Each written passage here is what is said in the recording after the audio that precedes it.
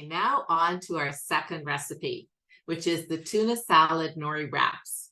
So eating fish and seafood more often is an important part of eating the Mediterranean way.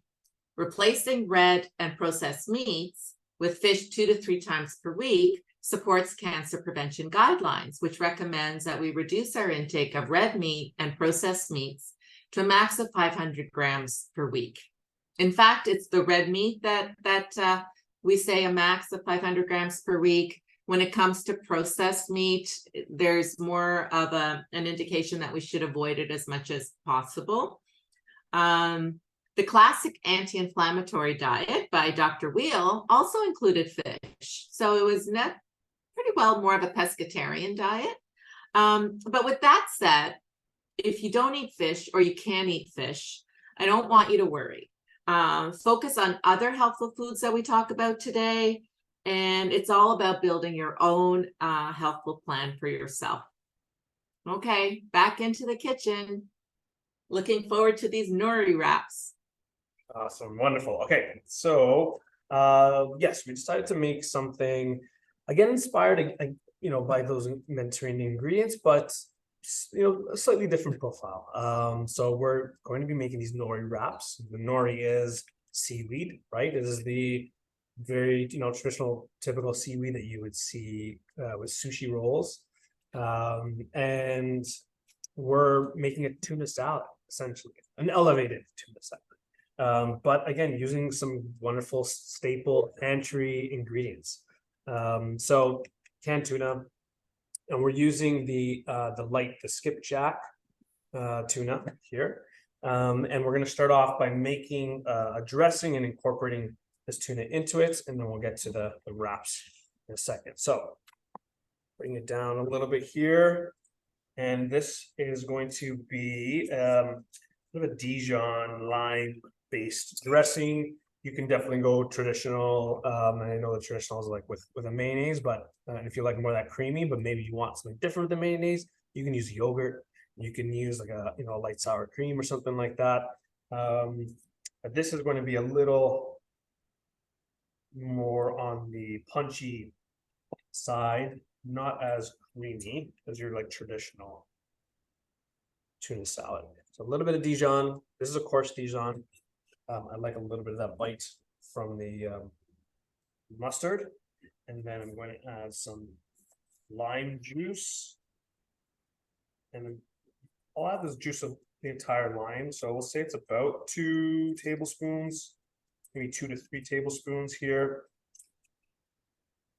Again, I want the acid to carry through.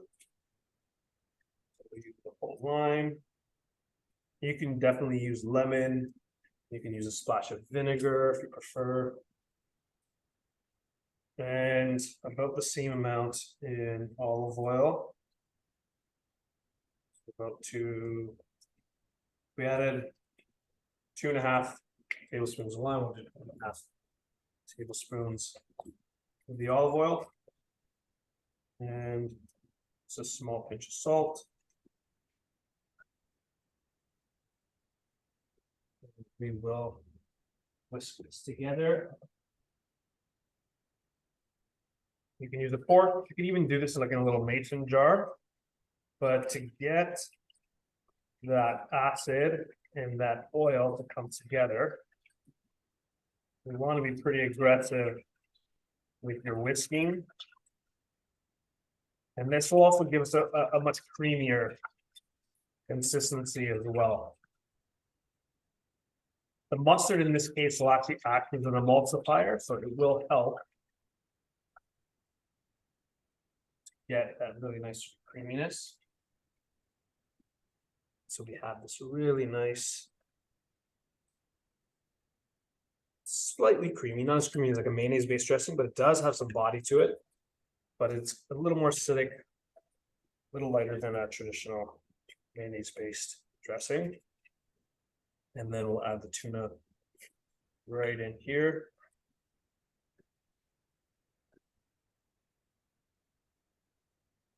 Maybe this is a good time to talk about processing.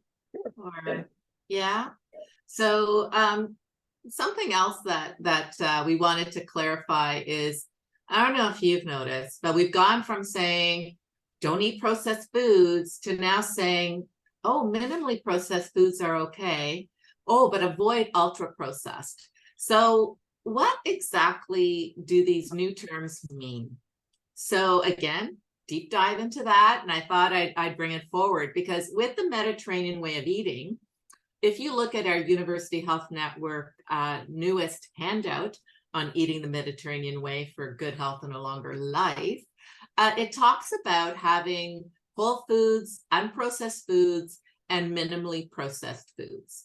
So minimally refers to foods that are unprocessed and altered in ways that do not add or introduce any new substances, but often involve removal of parts. And these include things like milk, frozen vegetables, like we used in our first recipe with the spinach, and also fruits, frozen fruits that you may use. Processed is defined as foods that are made by adding fats, oils, sugars, salts, and other culinary ingredients to minimally processed foods, and it makes them more durable and usable, more palatable. And it's also a method of preservation. So the canned tuna that we're using, I would refer here as minimally processed. I still wouldn't call it a processed because it's basically tuna, water, and maybe a little bit of olive oil, right? I would recommend purchasing the products when you read the label that are no salt added. The ultra processed, that's the one that we have a bigger focus on avoiding if you can. Canadians get about 50% of their intake from ultra processed foods, and these foods are associated with poor overall health.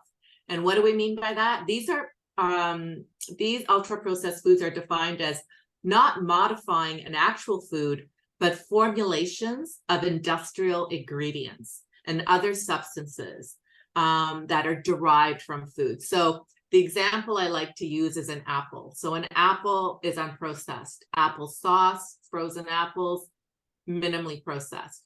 Take it to the other end, a fruit gummy or a fruit roll-up. Well, that's your ultra processed. So that's what I would probably want you to avoid. But we're really content, and you get a lot of nutrition from unprocessed, minimally processed, and sometimes, yeah, processed foods as well, because hummus, which is a great protein, plant protein, is considered processed. But Velveeta cheese, ultra processed, best to avoid. Okay, that's enough on the processing. Back to the kitchen with Jeremy. Love it. Yes. And yeah, even with those minimally processed, like it's sometimes they're really good pantry items, right? To keep on hand, make quick little meals. So we're rolling here with the tuna. So we've mixed the tuna in with the dressing, and now here's where you can add whatever toppings you like. So I have some avocado here, and just chopped up a little bit. We'll throw some of that in. I have some peppers. Some green peppers. Again, this is whatever you like. You can throw in whatever chopped vegetables you have on hand. You can throw some carrots. You can throw some celery, onion, whatever you have. I have some peppers here, so we'll throw some peppers in. Some nice green peppers, which we don't use as often, I guess, but they're nice too. Some green onion, some scallion. That. And again, you can see I'm not really measuring here. I'll add a little bit. I'll mix it through. You can kind of taste it, see if you need a little bit more. These are some of my favorites. I love these radishes. Not used enough. So nice and crunchy. Really nice flavor to them. And this is going to give this tuna some really nice texture. So we'll add some nice diced radishes in there. I had some sesame seeds. So we'll use some sesame seeds. They weren't originally in my recipe, but hey, cooking on the why not get some more protein, some fiber? Absolutely. And then speaking of fiber, whole grains, Here's an Mhm. opportunity to add some whole grains in here as well. You can add, cooked quinoa, cooked brown rice. Just for convenience, I love this bulgur. Really great whole grain choice. And you just soak it in hot water. It's usually 2-to-1, the ratio. Soak in hot water, like 15 minutes, just until it's nice and tender. Like it is. You can drain off if there's any excess water, but otherwise it's good to go. And this will add some nice bulk to the dish as well. It's probably the same amount of tuna I'll add in bulgur. And then we'll mix this together. So again, this is like a really nice sort of salad you can absolutely enjoy on its own, right? Yeah, it looks like something I would enjoy just like that. Right? Where you have the veg, you have your protein, have some of that whole grain. So Daniela, we're getting pretty close to a complete dish here. Yes, yeah. If we think of Canada's food guide, we're getting our whole grains, our colorful fruits and vegetables, and our protein. Yeah. All right, so that's the salad. Beautiful, delicious. Now we're going to make these wraps. And again, if you don't have access to the nori, the seaweed, you can do like a regular, like whole grain tortilla wrap, or you can use even a lettuce, make a leaf of lettuce, and you make a little lettuce wrap or a little lettuce roll. But we want to do something a little different here, but still satisfying. So we're going to take these nori sheets. You can find them in most grocery stores. Even if the grocery store has like a little sushi counter, you can maybe check out over there. They might have them there. And there's two sides. I'll have a really nice glossy side and then the more dull side. We're going to put the glossy side down. Okay, we're going to build it on the dull side. Okay, and I'm going to turn this on a little bit of an angle. So I want that sort of point, one of the points facing me. Okay, so not squared off, but slightly off to an angle. And what I would also do, just to make it a little bit easier to fold, is have a little bit of water close by. And I'll show you in a second where we're going to use that. So let's add some of this salad right near the base of one of those corners. And this might take a few times to sort of gauge how much filling. We don't add too much, because I don't want this to burst at the seams. So I'm going to start off with like almost 3 tablespoons. And then on the next one, I can sort of feel it out if I need a little bit less. Now I'm using this directly in the nori. If you find that it gets a little soft, or if you want to make these in advance, serve them a little bit later, put a little leaf of lettuce down first. That way, that will absorb, it'll protect the nori from any excess moisture coming off of the tuna salad, okay? So. Great tip, great tip. We'll see if we can give you the best angle here. So I've got my ingredients loaded on the corner a little closer to me. And then I'm going to take the point up and try to tuck it in and give it an initial roll. Again, trying to make this as tight as possible.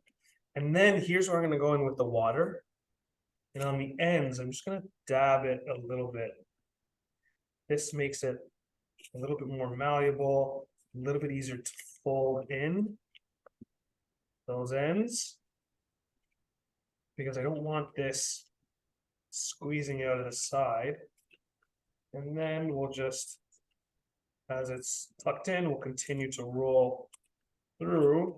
And then at the end, we'll add just a little bit more water, or hopefully keep it in shape. So we have this little roll.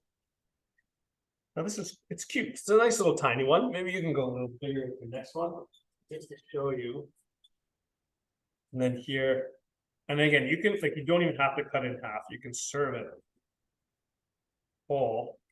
But the idea is you have almost like a larger sushi roll ready to go with the tuna. And these are nice. I mean, you can have a few, probably a few of these. They're a little on the smaller side, but They Really. look like great appetizers too. I don't know why I'm thinking of entertaining. I'm not entertaining, but this looks like something that would be lovely for that too. Absolutely, yeah. You can definitely serve this as like a little appetizer, or make a few for yourself. You can do it a little bit bigger, but I probably wouldn't go too much bigger because then you'll be bursting out of the edge. So something a little bit different.